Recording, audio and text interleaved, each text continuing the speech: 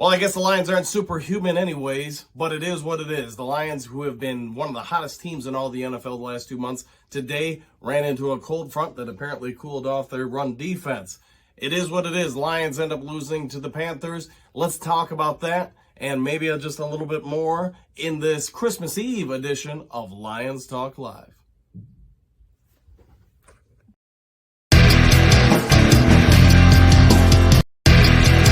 Well, greetings and salutations to everybody out there in YouTube land. I am your host once again, Dan Thornton. I'm going to make this a quicker video today because it is Christmas Eve and got other things that got to do with the family. So I want to dive in though real quick.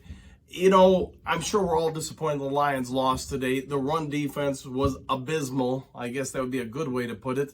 But it is what it is. You can't expect pro athletes to play, or athletes at any level, at the highest of their abilities every game. We were due for a little bit of a downside, and unfortunately, we ran into a team that could hit us and hit us and hit us some more in the run game. Other than that, I really don't think the Lions played horribly. The offense wasn't great today, but given the weather conditions and such, we played, I thought, about as well as I anticipated we would perform today. To me, really, it was just the run defense, the overcommitment, and the aggressiveness of our linebackers overcommitting into gaps and leaving cutback lanes.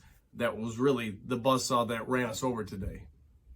And that's not to say there weren't problems on other areas. I mean, the secondary, you've heard me say it before if you watch this channel for a while, the trend is your friend.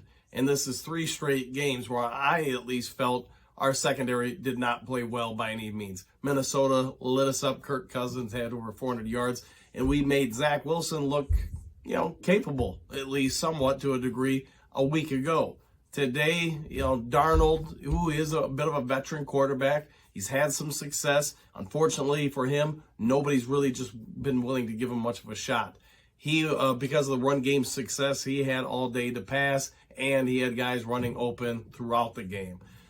It is what it is, though. So what I'm going to say about it all is this.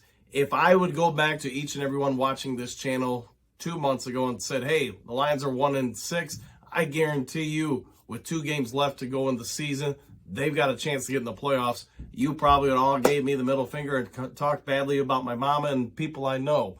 So let's all do this. Let's be thankful the Lions have turned it around. Let's be realistic about where they are as a team. They have some holes. They've been able to hide those holes against teams.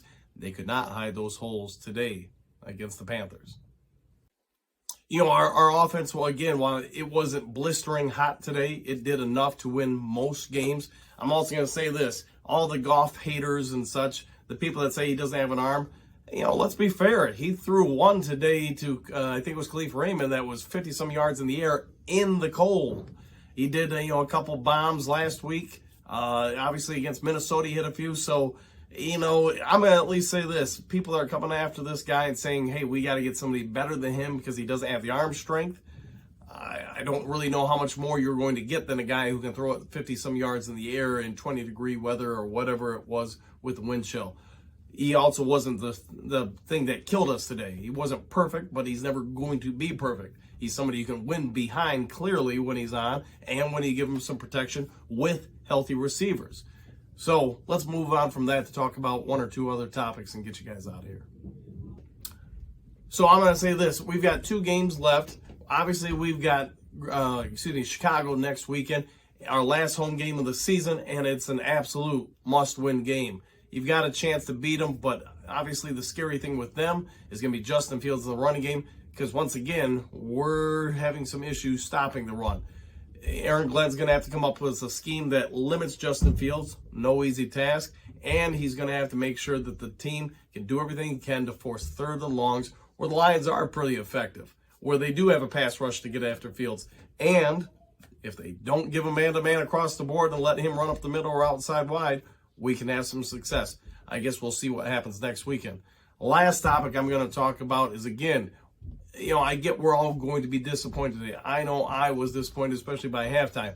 But I also decided to turn around and try to remember no team goes undefeated. No team can maintain the level of success Detroit was putting out there for basically 2 months. They had a down game today. It's going to happen over time to any team. But if they can win out and maybe get a little bit of help, we can still talk about the playoffs. My guess is that last game of the year in Green Bay is going to be for a playoff spot.